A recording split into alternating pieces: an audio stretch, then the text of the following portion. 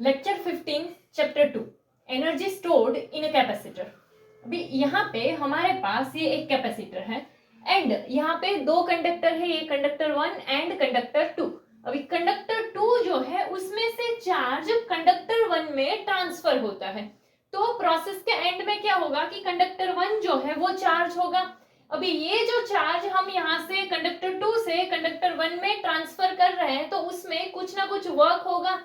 अभी तो यहाँ पे ये हम एक सिचुएशन लेते हैं कि यहाँ पे हमारे पास एक कंडक्टर 1 है, कंडक्टर 2 है।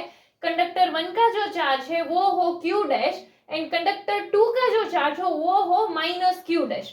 एंड यहाँ पर की जो हमारा कंडक्टर 2 है उसमें से डेल्टा Q डैश जितना चार्ज कंडक्टर 2 से कंडक्टर 1 में ट्रांसफर हो रहा है एंड इन दोनों का जो पोटेंशियल डिफरेंस हो वो हो V डैश।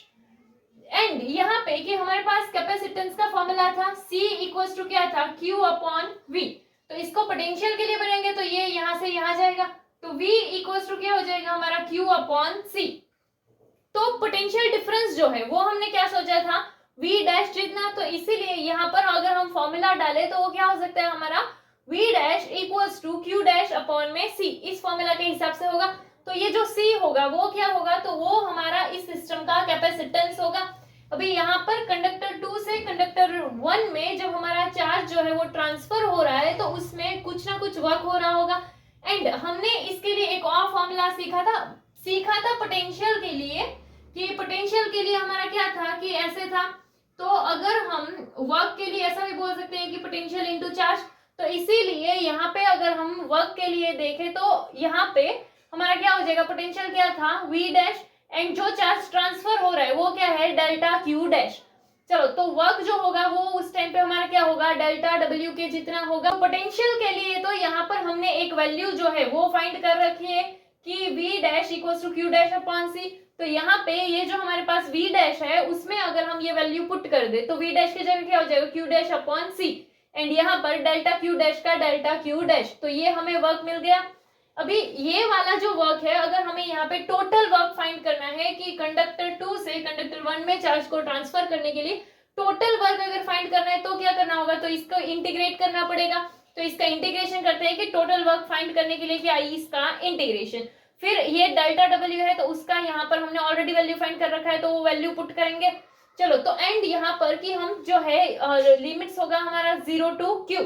तो यहाँ पे जो हमारा C जो है 1 अपॉन C के हिसाब से देखें तो ये कांस्टेंट निकलेगा क्योंकि जो हमारा इंटीग्रेशन हो रहा है वो तो क्या चार्ज के रिस्पेक्ट में हो रहा है। तो इसीलिए ये 1 अपॉन C जो है वो कांस्टेंट निकल जाएगा। तो बचेगा क्या हमारा Q dash delta Q dash बचेगा। तो Q डैश का इंटीग्रेशन होगा।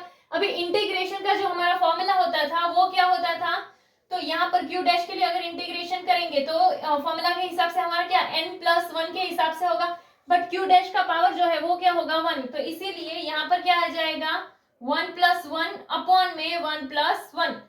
तो यहाँ पे ये जो है Q डैश के लिए क्या आ जाएगा स्क्वायर अपॉन में 2 आ जाएगा। तो यहाँ पे ये हमने इसको जब इंटीग्रेट करा था वो क्या आ गया Q डैश स्क्वायर अपॉन में 2 एंड ये जो लिमिट्स है वो अगर यूज करें हम तो क्या हो जाएगा 0 एंड Q। अभी यहाँ पे कि अगर हमें ये लिमिट्स जो है लिमिट्स पुट करेंगे तो क्या होता है upper limit minus lower limit. अभी नीचे तो 0 है तो अपर लिमिट पुट करते हैं तो क्या हो जाएगा हमारा 1 upon C Q dash square है एंड यहाँ पे जो लिमिट है वो Q है तो इसलिए क्या आ जाएगा Q स्क्वायर अपॉन में 2। तो जो हमें वर्क के लिए फाइनल फॉर्मूला मिलेगा वो क्या होगा Q स्क्वायर अपॉन में 2C। तो यहाँ पे हमें ये जो फॉर्मूला मिला है वो क्या कि कंडक्टर 2 से कंडक्टर 1 में चार्ज जो है उसे ट्रांसफर करने के लिए टोटल वर्क जो है वो हमें मिला है। अभी हमने एक चीज सीखी है क्या कि जो वर्क होता है वो पोटेंशियल एनर्जी के फॉर्म में स्टोर होता है। तो इसीलिए पोटेंशियल एनर्जी के लिए हम ऐसा बोल सकते हैं कि U equals to Q square upon 2C। तो यहाँ पे जो हमारा फॉर्मूला है वो किसके फॉर्म में है, चार्ज एंड कैपेसिटेंस के फॉर्म में है। फिर यहाँ पर हमारे पास मेनली ये तीन चीजें हैं C, Q एंड V। तो यहाँ पे ये जो फॉर्मूला है वो किसके फॉर्म में है Q एंड C के फॉर्म में है। अभी यहाँ पे कि अगर हमें यहाँ पर इसको दूसरे फॉर्म में लाना हो कि सपोज कि हमें जो है Q का वैल्यू पुट करना है कि जिससे करके हमारा जो फॉर्मूला है वो सिर्फ किसके फॉर्म में आए कैपेसिटेंस एंड पोटेंशियल के फॉर्म में, तो भी हम कर सकते हैं। तो उसके लिए क्या कि Q है उसका वैल्यू पुट कर देंगे तो इसी फॉर्मूला के अकॉर्डिंग ये भी यहाँ है ये यहाँ जाएगा तो CV हो जाएगा। तो इसीलिए यहाँ पर Q जो है उसकी जगह हम क्या पुट करते हैं CV। तो हमारा क्या हो जाएगा क्यू स्क्वायर की जगह हमारा क्या हो जाएगा C square and V square upon में 2c। अभी यहाँ पर ये c है, यहाँ पर c स्क्वायर है, तो वो एक जो है वो कैंसिल हो जाएगा, तो यहाँ पर बचा क्या c and v square and नीचे 2 है, तो इसीलिए हमारा क्या हो जाएगा हाफ सी वी स्क्वायर। तो हमारा पोटेंशियल एनर्जी का एक और फॉर्मूला होता है हाफ सी वी स्क्वायर। इसके अलावा इसको जो है हमने क्या c एंड v के फॉर्म में देखा, अभी हम जो है इस फॉर्मूला को q एंड v के फॉर्म में भी ले सकते हैं। तो उस टाइम पे क्या करना पड़ेगा हमें, तो जो c है उसका वैल्यू पुट करेंगे कि हमारा जो फॉर्मूला था वो क्या था q स्क्वायर अपॉन 2c, तो यहाँ पर c का वैल्यू जो है वो पुट कर देते हैं। तो c का वैल्यू हमारा क्या है q अपॉन v, तो यहाँ हम c की जगह पर q अपॉन v पुट करेंगे। तो चलो ये तो क्या हो गया q स्क्वायर अपॉन में 2c, तो 2 एंड c की जगह पर क्या पुट करेंगे ये q अपॉन v। अभी ये v जो है वो कहाँ चला जाएगा ऊपर चला जाएगा, एंड ये q है एंड यहाँ q स्क्वायर है, तो वो एक जो है वो कैंसिल हो जाएगा।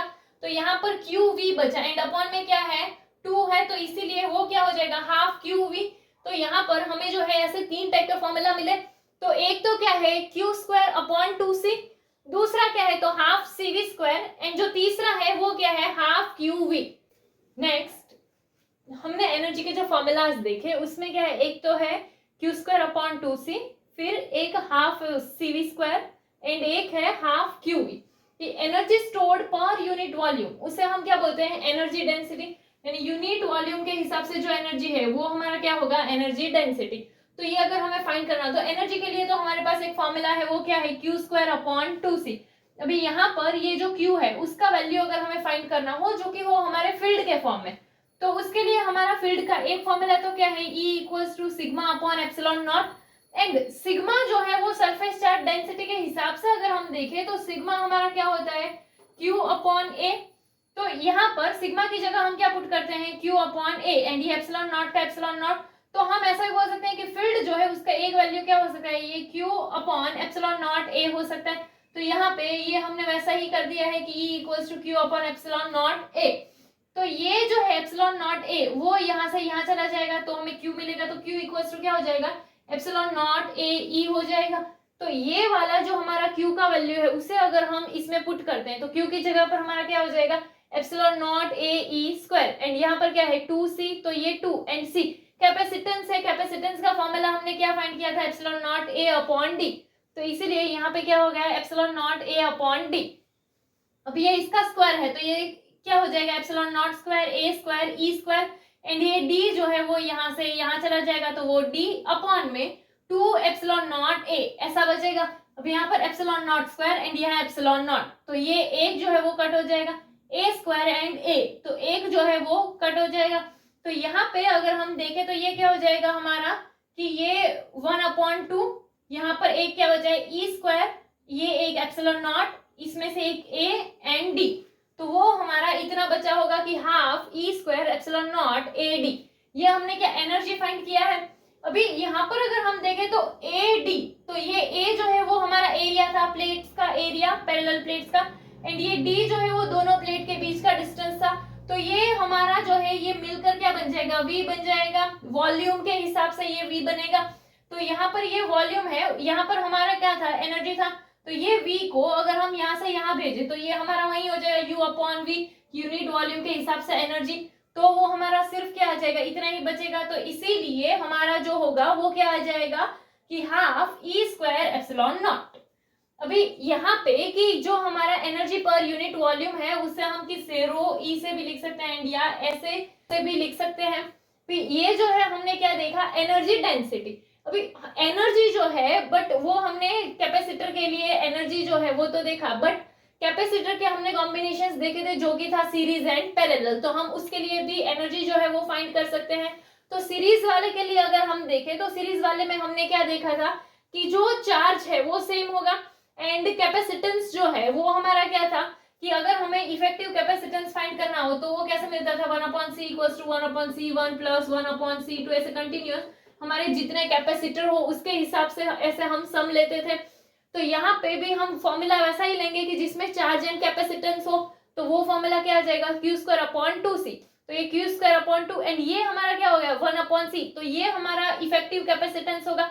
एंड ये कैपेसिटेंस कैसे मिला होगा तो जितने भी कैपेसिटर है उन सबके रेसिप्रोकल का सम करेंगे, तो इसीलिए वो क्या 1/C1 प्लस 1/C2, ये सारे ऐसे मिलकर हमारा ये 1/C मिला होगा।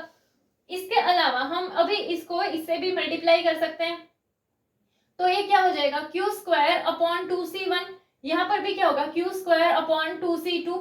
सेम वे अगर लाइक हमारे पास n नंबर ऑफ कैपेसिटर्स हो तो क्या हो जाएगा हमारा Q²/2CN। तो यहाँ पर जो हमारा फॉर्मूला क्या है वो क्या है Q²/2C, तो यहाँ पर क्या है Q²/2C1, यानी कि ये फर्स्ट वाले कैपेसिटर के हिसाब से एनर्जी होगा, तो इसके लिए हम क्या लिख सकते हैं U1, तो दूसरे वाले के लिए क्या करेंगे U2, तो ऐसे लास्ट वाला जो है उसके लिए क्या कर देंगे UN। तो ये हमारा जो है वो एनर्जी हमें मिलेगा कैपेसिटर के लिए। तो हम क्या बोल सकते हैं कि जो हमारा एनर्जी होगा वो सारे कैपेसिटर का जो एनर्जी है उसके सम से मिलेगा। फिर अगर हम पैरेलल वाले के लिए देखें तो पैरेलल वाले में हमारा क्या था कि जो पोटेंशियल है वो सेम रहता था, तो इसीलिए ऐसा फॉर्मूला यूज करेंगे कि जिसमें पोटेंशियल एंड कैपेसिटेंस हो।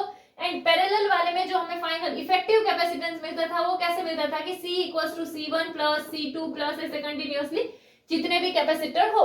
तो यहाँ पर इसीलिए हमें ऐसा फॉर्मूला चाहिए था जिसमें कि कैपेसिटेंस एंड पोटेंशियल दोनों हो, तो इसीलिए हमने कौन सा फॉर्मूला यूज किया, ये वाला हमने यूज किया कि हाफ CV²। तो यहाँ पर ये हाफ हो गया एंड ये C ये हमारा फाइनल कैपेसिटेंस होगा एंड ये V²। तो ये जो फाइनल कैपेसिटेंस ये इफेक्टिव कैपेसिटेंस कैसे जो सारे कैपेसिटर है उनके सम से आया होगा, तो इसीलिए ये ऐसा होगा कि C1 प्लस C2 ऐसे कंटिन्यूअसली हमारे अगर n नंबर तक हो तो CN। एंड अगर हम यहाँ पर मल्टीप्लाई करें तो ये जो है ये C1 एंड ये यहाँ पर V² है एंड यहाँ पर हाफ है, तो हाफ C1 V²। फिर ये C2 है तो उसका ऐसे करेंगे तो क्या हो जाएगा हाफ C2 V²। फिर ऐसे कंटिन्यूअसली अगर लास्ट तक देखें तो हाफ CN V², ऐसा हो जाएगा। तो ये हाफ CV² के हिसाब से ये तो फॉर्मूला जो है वो एनर्जी का ही है, तो यहाँ पर C1 है तो फर्स्ट वाले कैपेसिटर के हिसाब से, तो इसीलिए क्या कर दे U1, यहाँ पर जैसे सेकंड के लिए तो U2, यहाँ पर तो ये वही चीज हुई कि अगर हमें ऐसे एनर्जी देखनी है कैपेसिटर के लिए तो क्या होगा कि जितने भी हमारे कैपेसिटर उन सबका जो एनर्जी है उसका सम, तो हमें टोटल एनर्जी मिल जाएगा।